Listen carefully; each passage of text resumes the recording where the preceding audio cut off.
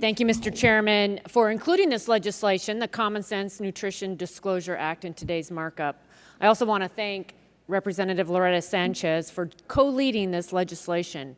Our joint efforts to clarify these regulations and represent the needs of America's small business owners are critical.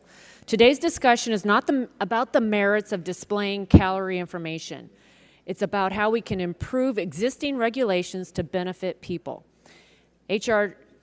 2017 is one of those improvements. It clarifies the intent of and simplifies nearly 400 pages of regulations so food establishments can more easily comply and provide consumers reliable access to calorie information.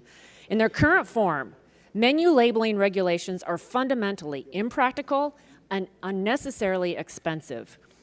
They use a cookie-cutter approach in pizzerias, all with endless combination possibilities, the same way as restaurants with constant, simpler menu items.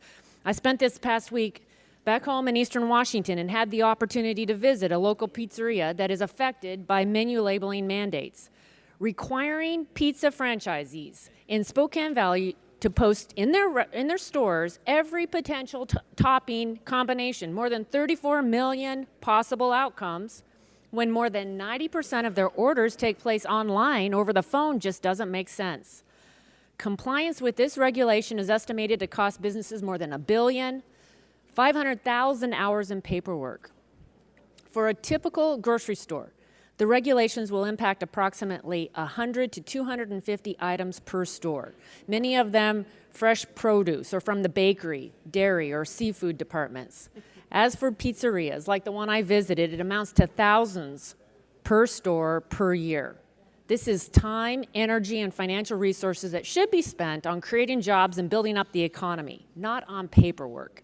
And that's why, with the input of stakeholders and my colleagues, we've introduced H.R. 2017.